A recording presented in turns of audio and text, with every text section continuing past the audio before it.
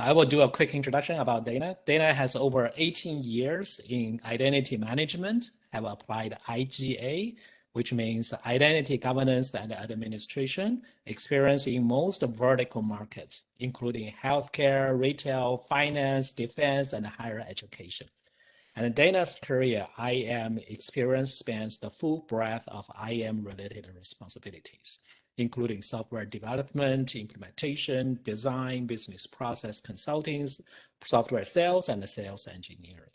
And as you can see, his topic for today is identity governance in the new economy.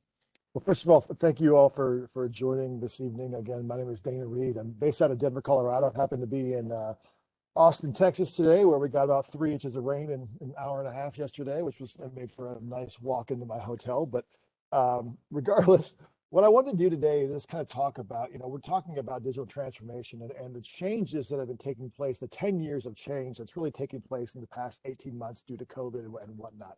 How does that affect identity governance, the role that it really plays in the new way, in the new economy, the new way in which we do business? And so I think that the goal of this is to show you that as much as things change, so much actually remains the same. We just have to take a new look at the way in which we approach identity. And so at a high level, identity is everywhere. And it's more central and core now to the security of your business and those that interact with your business than it ever has been before. But it all comes down to really a simple premise, right? Users have access to resources. And the interesting thing is there's 2 images on this screen that are more important than all of the others. And those images are the arrows, the connections. Governing and automating the connections of the access to identities is now, and it kind of remains, that core IGA mission. Why do you have access to those things? What is it about you that makes access to these things acceptable and access for someone else unacceptable? That identity context now becomes very, very important in the way in which we interact with our services. So who has access to my critical applications and my data? Who should have access to my critical applications and data? And those that have access, how is that access being used? Right? That's the 3 basic questions of the identity governance story. And that's been the 3 basic questions of the story over the past, 20 years. Over the past 20 years, organizations have traversed the gap of the ungoverned application to now the governed application. And many of you on the line, are doing it so well that you've reached the proverbial mountaintop, right? Well, you're not just governing 5 or 10 applications. You're governing all of your databases and your servers and 1,000, 2,000, 5,000 applications. The problem is that while you have reached the proverbial mountaintop, a new storm is approaching, right? We're now faced with a new challenge in identity security and a new relevance of how identity security actually supports the business. Digital transformation, zero trust. We've all heard these terms, but these are the new winds that are blowing inside of our IT security landscape. We were taking previously on-prem applications and we're moving them out to the cloud, creating hybrid environments, creating new applications that are born in the cloud, applications that support multi-cloud applications. And we're even migrating, obviously, out to SaaS-based best practice applications in which the application no longer bends to the business now bends to the application. And all of these, of course, have new and interesting authorization paradigms that we now need to manage. So in the past 10 years, and even in the past 18 months, the application landscape of the enterprise has really been turned on its head. But the core IGA mission really remains, right? It's to ensure complete, accurate, and actionable identity governance, regardless of where your business's services reside. And the threat actually has gotten larger. IGA, it's authorization security, right? Across your enterprise, application authorizations, data access authorization, and classification of that data to support it. IaaS and cloud infrastructure authorization, who can spawn up and bring down your IT infrastructure, who can create new storage buckets in which your data is going to be placed, et cetera. Additionally, we have what's called shadow IT. And the governance of and authorization of shadow IT is becoming very, very important. Usage risk of resources that are procured and paid for by the business budget, leveraged by the business, that are literally unknown to IT. Are you as a business circumventing the controls you put in place around the resources you know about by the ones you simply don't? And it's becoming a bigger and bigger question because we are putting the purse strings now in the ownership of the business and no longer in the ownership of the IT departments. Authorization security is interesting because SSO vendors, and you're seeing this in the market today, they're authentication vendors, right? And authentication vendors often talk simplistically about the authorization problem. But anyone that works in the authorization space recognizes how difficult it is. And they recognize also that a simplistic view of managing authorization, it's a telltale sign that they don't know what they're talking about. And they're really putting businesses at risk by going in and telling a tale of how simple authorization is, when really authentication is very binary. Authorization is a much more complex task. Why is this important? And I use these Russian nesting dolls as an example here, because the technologies that we employ, they're enablers for our business. At the end of the day, everything is about driving profitability of our businesses. We wouldn't be using these tools if they didn't some way increase our profits. And so this value chain that I've created here is really somewhat interesting because it draws a direct line now from profitability of your business down to better IGA controls. Profits are maximized by a better customer relationship.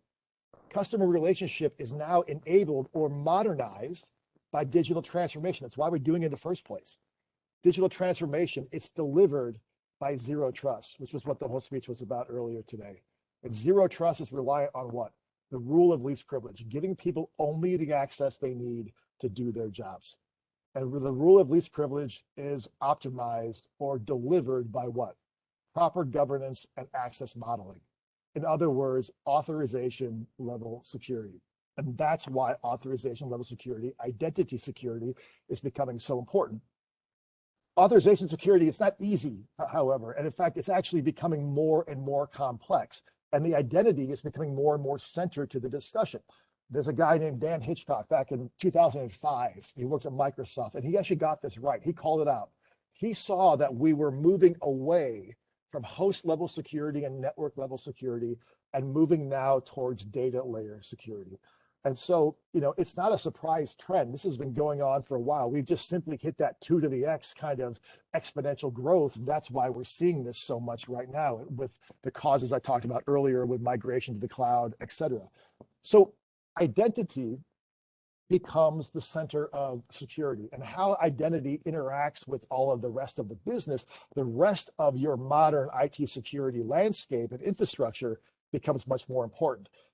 But identity really is now the hub of the hub and spoke model to all of the different other IT pieces that are out there.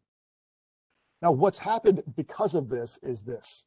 The firewall, like the Great Wall of China, it's no longer fit for purpose. And it's simply kind of an antiquated, less important relic, yet interesting relic of the past, because our users aren't either in or out. Our users are everywhere. They're out and they're in, and we need to know, and they're actually increasingly outside of the firewall, especially with COVID, and we now need to be able to manage access to our resources with them being outside of this antiquated wall.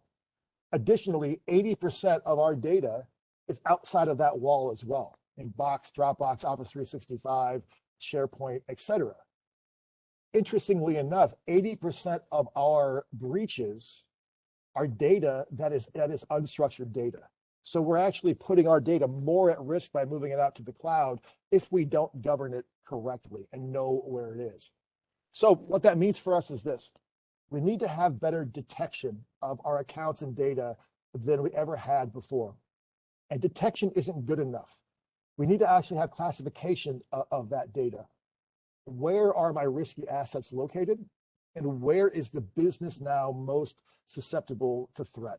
We need to better understand that. And those are some of the tools that we're seeing SailPoint make investments in, others making investment in the industry today as well. Now, we also need to control who has access, right? And an IGA vendor, an authorization vendor, can do a lot of the provisioning to get people into and out of the proverbial security subway. But the key is that once you're in the subway, where can you go? What can you do? And just because you can get there isn't enough to know about. How can you get there? What are the different access paths of your ability to access these resources that some may have been classified earlier as being high-risk resources that we need to understand? So what that means is not only do we need to control these access paths, we also now need to monitor these environments, our file shares, classify the data more often, understand when access is being written or when it's being read, understand when access or files are being copied, understand when they're being moved from what I would call private reading rooms into more public reading rooms. And at the application layer, at the IaaS layer, at even the file layer, who's executing these things? Who has the ability to execute them and who actually is? Because all of that now becomes much, much more important to enforcement of the rule of least privilege, giving people only the ability to do what they should do, essentially save them from themselves and save the business from themselves as well. Because our businesses, they remain open for business, right? And the controls we have in place, the investments we're making are only there to support the business to make more money.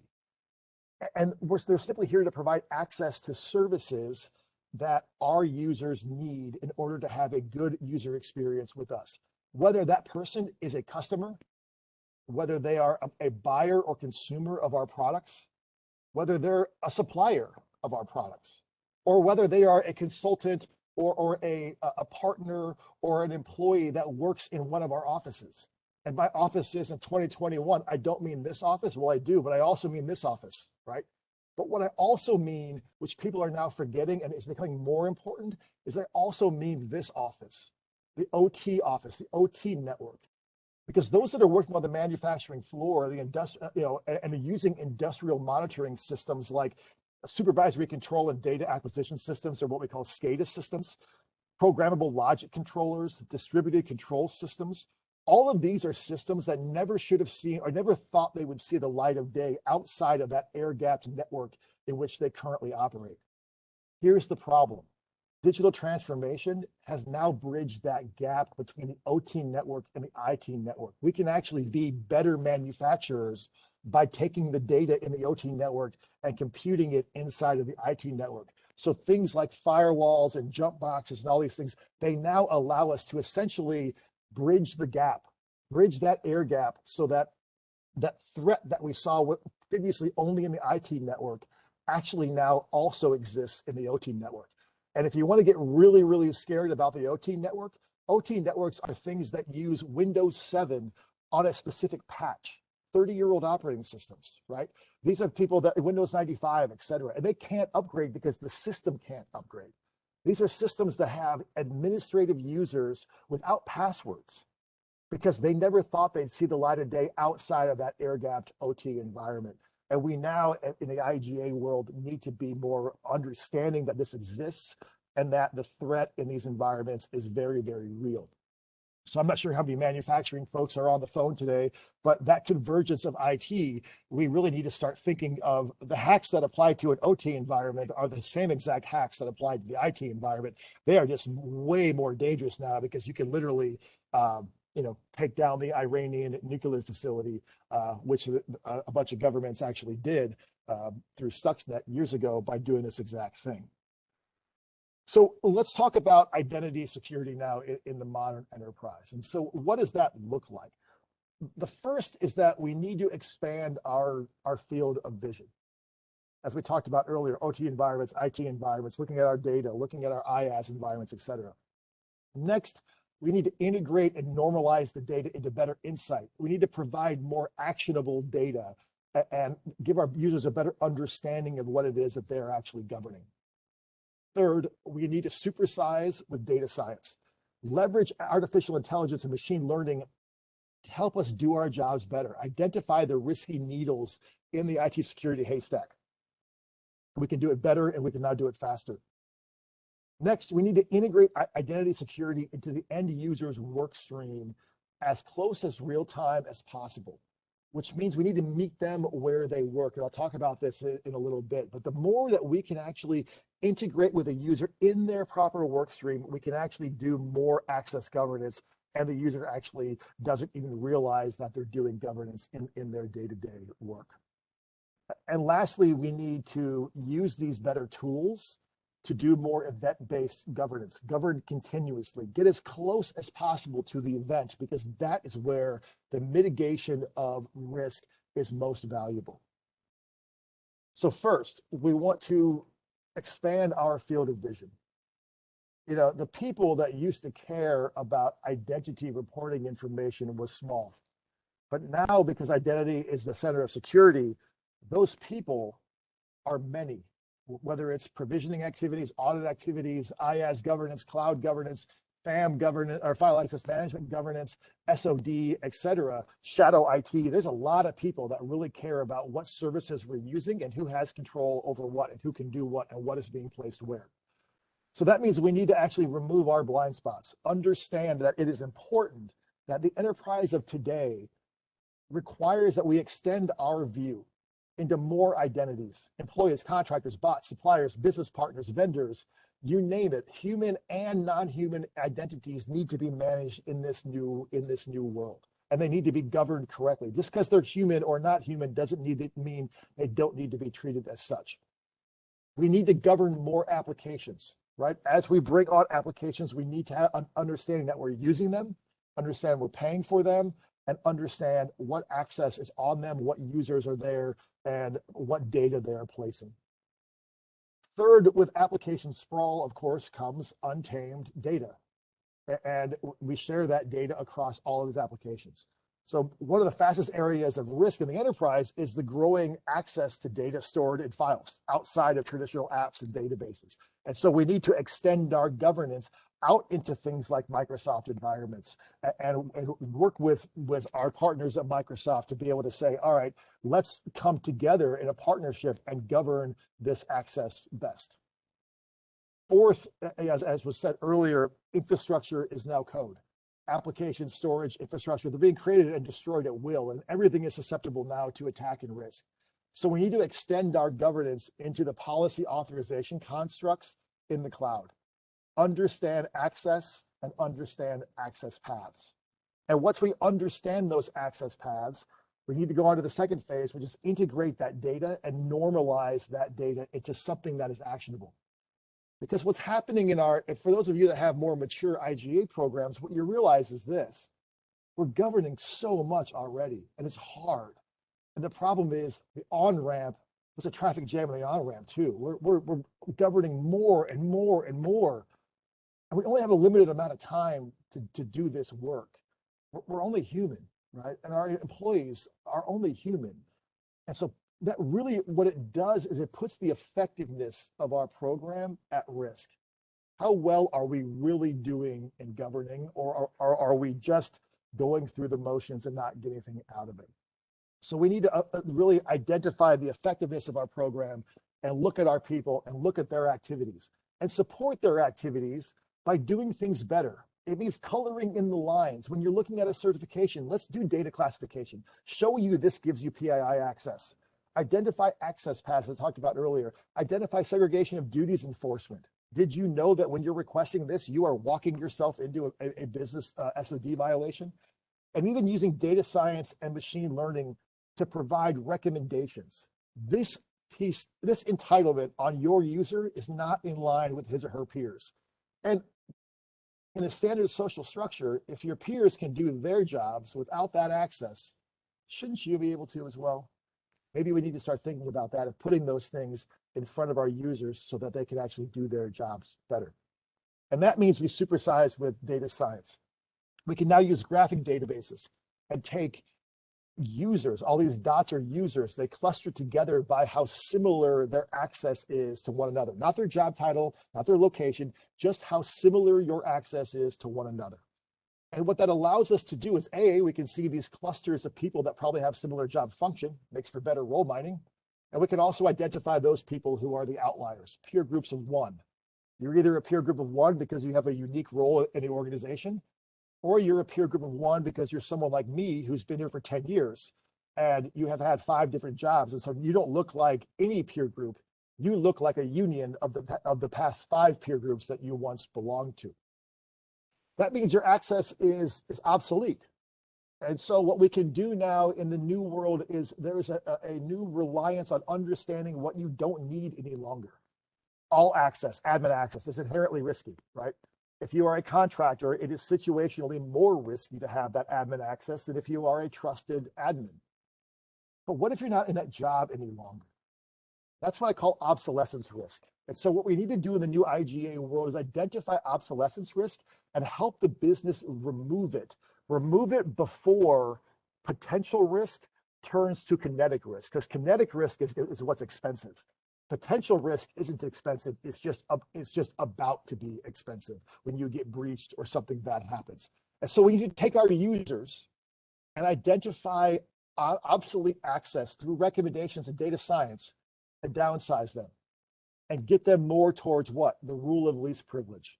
And that means that when you look at the 5 tenets of access entitlement management, the first 2 of those are identity outlier management, the people who are peer groups of 1, bring them back into the fold, and outlier entitlement management. What is the additional stuff that you have that you no longer need because you're not on that job any longer? And of course, we then add functional access modeling and trait-based access modeling. What trait-based meaning what your HR attributes give you. You're an employee in Denver, you get a certain amount of your access because of that. When you dissect your access, I'm a big analogy guy, and I call it your entitlement DNA. Corporations, they're standard social structures, and we evaluate the access you have by essentially the DNA of what you have access to. And we group clusters into what we call peer groups. The interesting thing is a peer group in the AI world is called a clique. Remember back when you were in high school and you had these different types of people in high school, they did different things and had different interests and were essentially supported by different sets of tools to do what their interests were. We called them cliques, right? It's no different. We're looking at people by the entitlements that they share in common, the tools that they use, the products that they leverage, and of course, in the tech world, the digital locks that they can unlock when they were in which they all share the keys. Now, this next slide is going to maybe date me a little bit, but there used to be a commercial for the Dunkin' Donuts guy, and I'm obviously in the States, and so you guys have better donuts at Tim Hortons than we do. But it was always the guy saying, "Hey, it's time to make the donuts." And my point here is that through AI and data science, we can't make better donuts, but we can make better roles, pun intended, right? Because roles will help us rule and bring us down to the rule of least privilege. And the better we can make a role for our users, the better we can encapsulate what access they need, the better we can actually manage access certifications because we're granting them access that the business has already agreed upon. We don't need to certify it. And getting roles right matters because what are roles? They're snapshots. They're individual point in time snapshots of what a user needs to do his or her job. And so role composition becomes very important. Everybody has their own set of access that they get in a role. But if we look at a role and we dissect it, you can see that onions have layers. And we can start looking at the different layers of your entitlements, your onion, and start to dissect why you have the access you have. You're an employee, you're active, you're based out of Denver, and then of course, functionally, you are a benefits clerk. And we can look at people by peer group. Peer group meaning a role is a Lego, and peer groups are people that have the same sets of Legos as you do. And when we find people that are in the same peer group, we can make inferences that the access you may need may be very similar to what they need or don't need. So roles are depreciating assets and we need to treat them as such. And so we need to start actually keeping roles current, because if we don't keep roles current in the IGA world of today, what happens? We build another role to replace it. And then we build another role to replace it. And that's how role explosion happens. And you have as many roles as you do people in the organization. So one of the things that we want to do with the new IGA world is do what are called role insights. Look at the people that are members of roles and then start to roll out suggestions as to how the role itself should change. Did you know that your payroll analysts also have these 3 distribution groups? Why aren't they in the role? Well, because the role was created a year ago and someone created those distribution groups 6 months ago. Everyone requested them, but they're not in the role because the role is a depreciating asset and it basically is too old. What we also want to do is recognize that these programs are evolving. And so what's happening inside of the new governance world is that you build a role based off of what you have integrated today. And so you can say, all right, well, a financial analyst gets this access on Box and Active Directory and Azure, et cetera. But what about tomorrow? What about when your IGA program adds on something like Salesforce and RACF? How do those people get access to those systems? The reality is they don't. They have to request it. Why did they request it? Because the role definition is old. And so what Role Insights is hoping to do as well is to say, hey, did you know that your financial analysts also have this access on Salesforce and RACF? Do you want to add that to the role? And think now about what a distributed role management program can do inside of this new IGA world. We can actually build better roles and keep them current. But it is now reliant on the next phase, which is what I talked about earlier. Meet the user where they work. Meeting a user where they work means that we now need to integrate into the work stream. Don't allow ourselves to break the chain of your day-to-day business flow.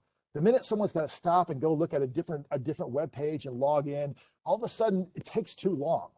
So what we're looking at now is integration with things like Slack and Teams, working with Microsoft to say how are ways in which we can do point and click type of asynchronous messages where a user could change their password through Teams. They could extend their access through Teams. They could do approvals, access requests, all through a Teams interface.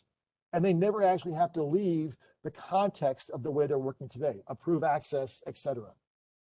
That, of course, allows us, lastly, to govern continuously. And to govern continuously, it's things like this in Slack and Teams. Your entitlement's about to expire. Do you want to extend it now? Yes or no? Or an entitlement has been suggested by a person that just changed jobs or is extending a piece of access, and they think this should be part of his or her role. Do you want to add that to the role? Yes or no, right? Single binary point and clicks that we can now essentially meet a user where they work and interject governance really in essentially real time. So in summary, the identity security in the modern enterprise now is about enabling others with an expanded field of vision. It's about integrating and normalizing more data. It's about meeting the user where they work, supersizing with data science, and now, of course, governing continuously. I believe at SailPoint, we are a market leader in how we do this. I know this isn't a sales thing for SailPoint, but I really thank you for your time, and hopefully that gives you a good idea of the way that we see the identity market, how we see authorization security, and how we really see the importance of doing this correct.